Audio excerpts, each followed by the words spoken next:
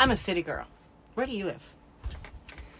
Yeah, I've spent more than half of my life in these huge frickin' cities. But I tell you what, my heart, my soul longs to be in the wilderness.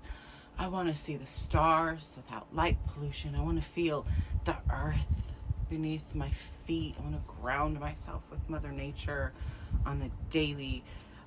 This feels so unnatural to me, and I hate it. But here I am in the frickin' city. My family were avid outdoorsmen when I was growing up. We camped and we fished and we boated. So a lot of time on the boats is another thing I miss. I'm landlocked right now and I miss the ocean so much. But I remember this one time when I was a kid. This chair is broken. It's so uncomfortable. I remember this one time when I was a kid. My family, I was 6, maybe 7. We went to, I think it was my cousin's cabin up on Lake Tahoe.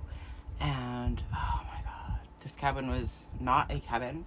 It was probably the largest house I've been in. One of the largest houses I've been in, structures I've been in my life. And upstairs, in the owner's suite, it had huge bay windows that overlooked the lake. And I remember waking up, I'll never get this vision out of my head. It was so beautiful. It was like there was moisture in the air. I don't know if it was fog or low-laying clouds or whatever, but there was a lot of moisture in the air that kind of diffused the scene. And it overlooked the lake, and there was a swan in the lake and the reflection of the mountains around it. And there was, tall, I don't know if they were evergreens or pines, but they're the tall triangle kind of trees. And God, it was so beautiful. Anyway, it was this like whole family event. And I have, on my dad's side of the family, I have a huge family. So there was a ton of us kids. I was among the youngest. I think there were 1 or 2 babies and toddlers there. And then there were other kids a little bit older than me through their teenage years. My cousins and stuff. And my dad and my uncle were like, let's go on a snipe hunt. Then my dad told us the story about these birds with these long legs and these long beaks.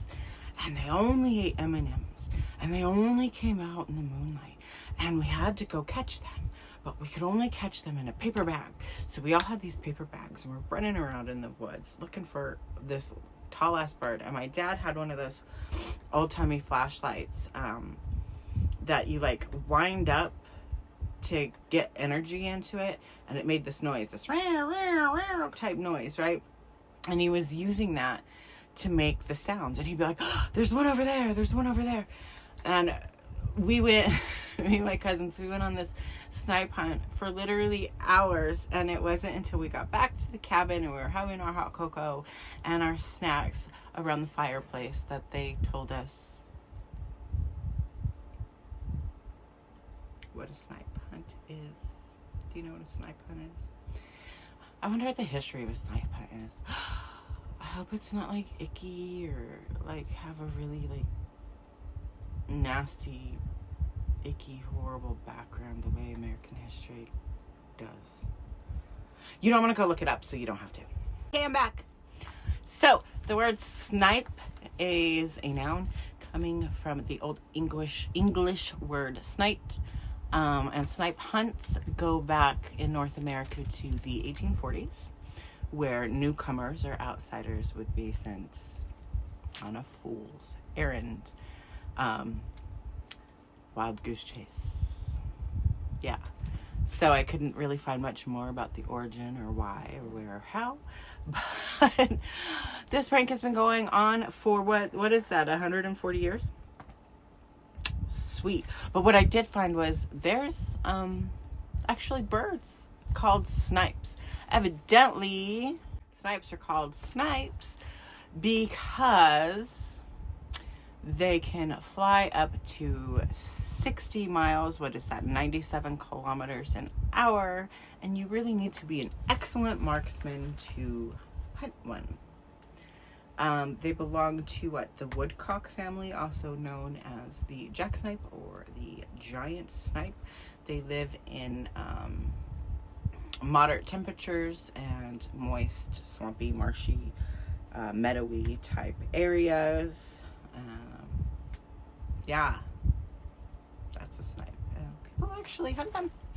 Apparently, I guess they taste good with butter on toast. I wouldn't know because I've never eaten a snipe or seen a snipe, and quite literally I was today years old when I found out that they were a real bird. Unless of course the internet is tricking me and they're not. And I just went on a snipe hunt. It's the entire internet trying to fool me. Have I been on a fool's errand this whole time? So my name is Genevieve Gravel, and you've been watching Gigi Says What Now, where I talk trash about history. I really hope you'll hit that like, follow, subscribe, comment, share, and all that other stuff. Be interactive with me because I come to you all the time with random shit that nobody cares about. Remember, you're valid, you're worthy, and you are loved.